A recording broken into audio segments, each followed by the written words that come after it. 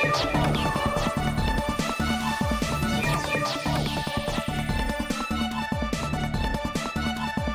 everybody, welcome to the Tube. A lot going on. Here's our lineup.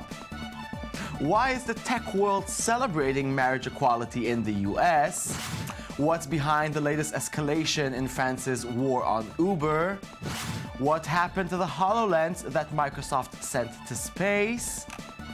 Where is Sony going with its streaming TV service PlayStation Vue?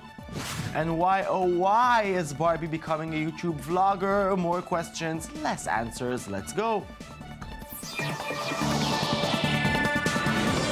Joy to the world. In case you haven't heard, over the weekend, same-sex marriage was legalized in the US by a historic Supreme Court ruling, and the internet is basically one big pride parade right now.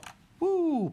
The biggest tech companies in the world were prominent among the celebrating masses, with most of them changing their logos on the web to rainbow colors. Apple's Tim Cook, who's the first openly gay CEO in tech and big tech, tweeted, "Today marks a victory for equality, perseverance, and love," following up with a quote by Steve Jobs saying that the people who are crazy enough to think they can change the world are the ones who do. The first and one of the largest companies to lend its support to the decision was Google, writing, "YouTube and Google are proud to celebrate marriage equality." They even made a special video celebrating the event. Here's a peek. I'm about to tell my mom. Kind of like freaking out right now. We just wanted to like call him and tell you. Because I'm tired of hiding, and I'm tired of lying by omission. Dad, I'm gay. It feels so good to say that.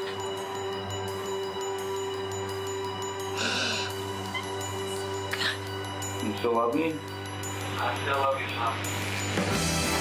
Nothing would stop me from loving you, my dear. I love you, kid. I love you too. I felt nothing but support from the people around me. Why should they be denied the right to share their life together? You are voting for the first time in the history of our state to codify discrimination into our Constitution. I hope you will stand on the right side of history. My son is not an issue. He is a person just like you. It is time. It is time to give our loving gay and lesbian couples the right to a marriage. Makes me eyes wet every time. But why does the tech world care so much about marriage equality? And is Silicon Valley a political movement? With us is our very own Shai Ringel to try and answer these questions. Good evening. Good evening. So I'm happy. You're happy. Everybody's happy. Why shouldn't the tech industry be happy about the equal marriage rights? They should. They should be happy.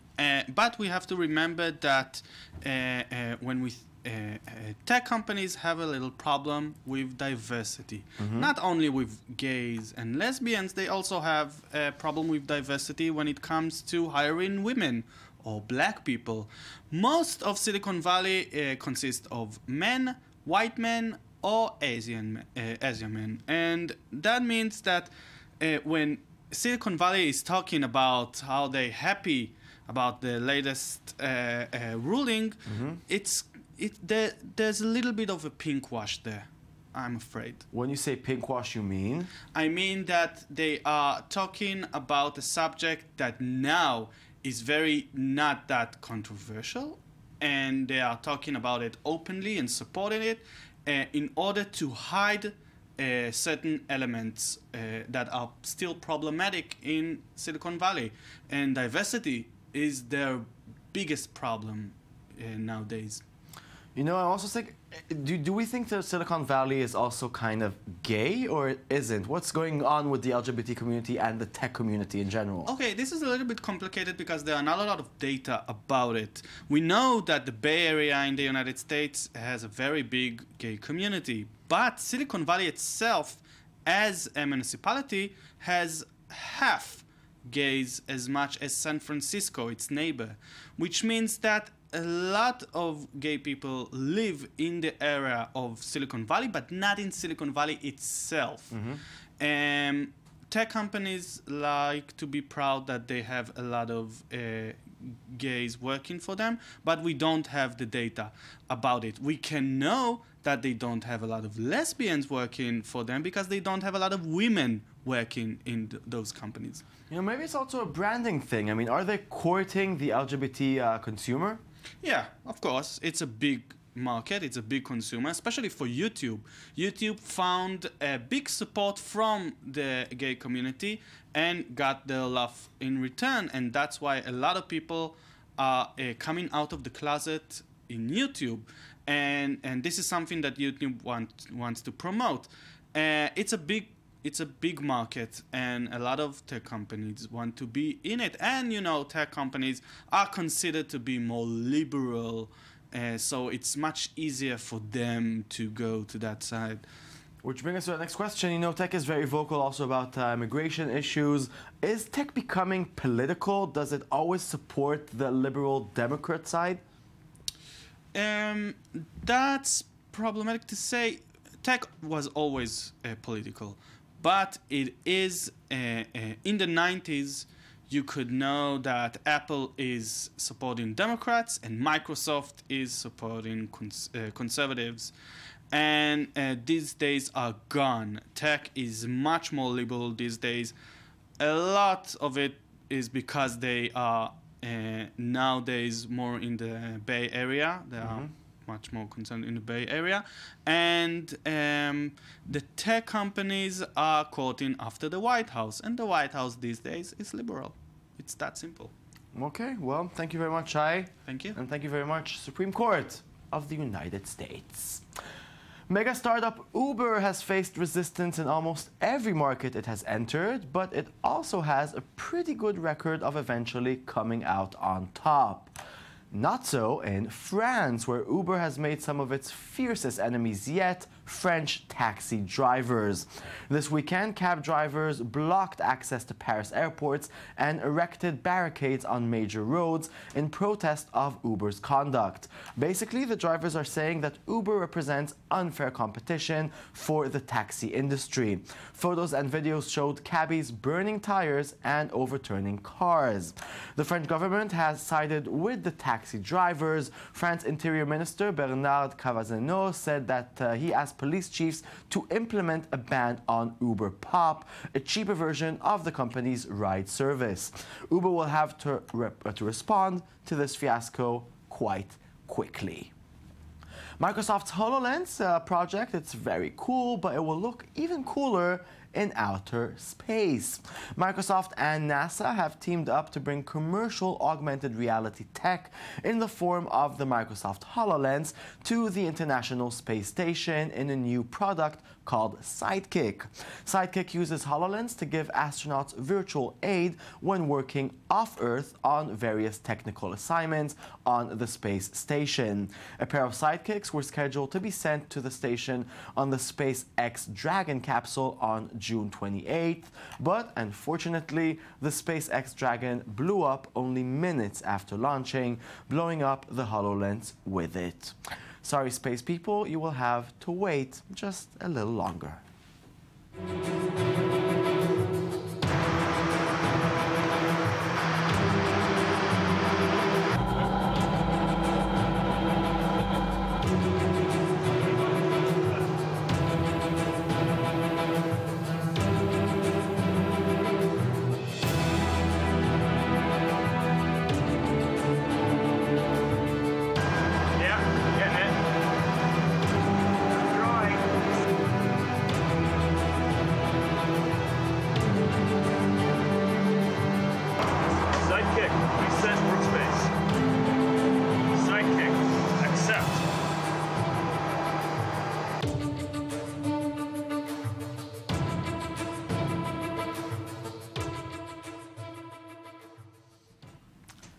Thermal cameras that can see a person's body heat were once expensive tools that only police and military used.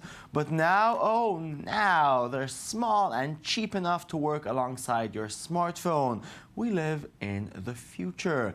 Imagine a camera that lets you see what the human eye cannot, even in the dark of night.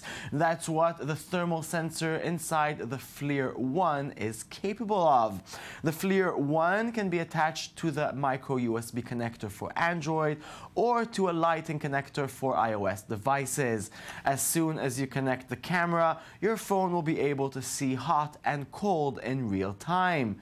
That's so hot.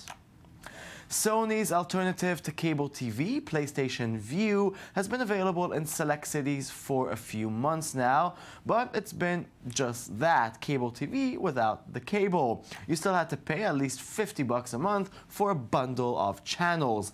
Well, starting off now, all that's going to change. PlayStation has announced that PlayStation Vue, the new TV streaming service by Sony, will have real a la carte programming, allowing you to only pay for particular channels without having to buy the bundle. The first 3 channels Sony offers will be Prime Cable Channel Showtime, Fox Soccer, and Machinima Channel. Sony even produced a very convincing video selling their new product. Maybe it's convincing mainly because it has so little detail about the Vue itself. Maybe. If you had a button that could reverse time, you'd use it, wouldn't you?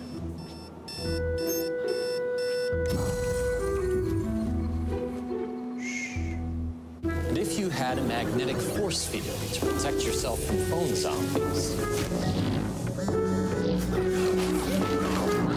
you'd use it, wouldn't you? If you had robotic legs that gave you extraordinary strength, you'd use them, wouldn't you? If you had a real-life save point, you'd use it, wouldn't you?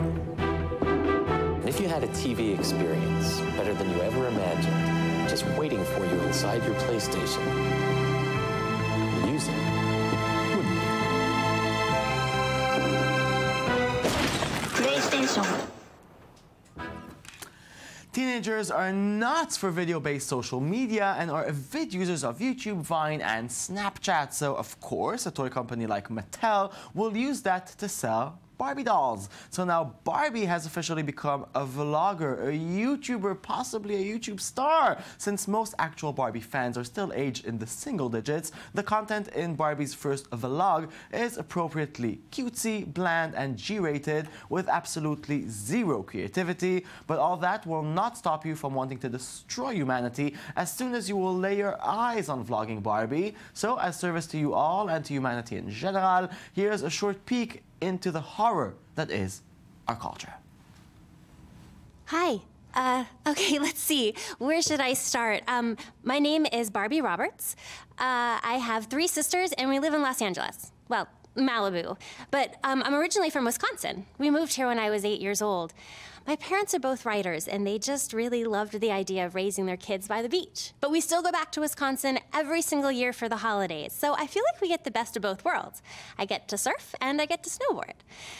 My friends and I just really love sharing new ideas, new music, favorite movies, videos, tips on personal style.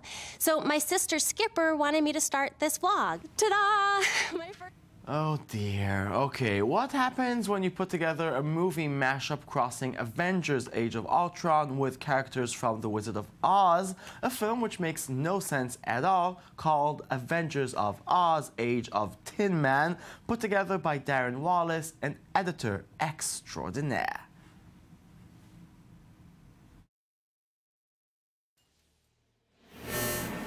I'm gonna show you something beautiful. You're all puppets, tangled in strings.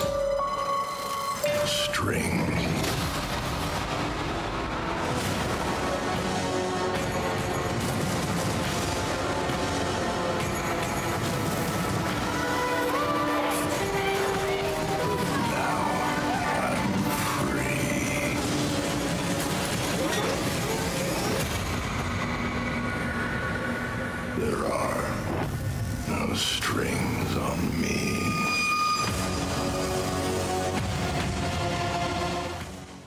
Nature documentaries were not that thrilling to watch until now. YouTuber Black Hawk, who has a knack for seamlessly interesting special effects into film footage, took a scene from the documentary series Wonders of the Monsoon and made it a whole lot better.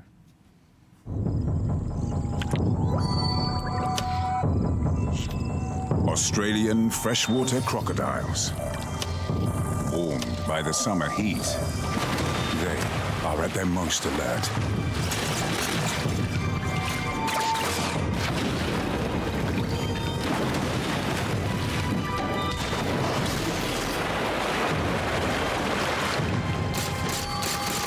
The crocodile's jaws snap shut in the blink of an eye. The bat's reactions must be quick. Lovely, and that's it. This show is over. Thank you very much for watching. We'll be back tomorrow with a brand new show of The Tube. Please log on. It's i24.tv. And always remember, art is whatever you can get away with. That's John Cage. Goodbye. See you tomorrow.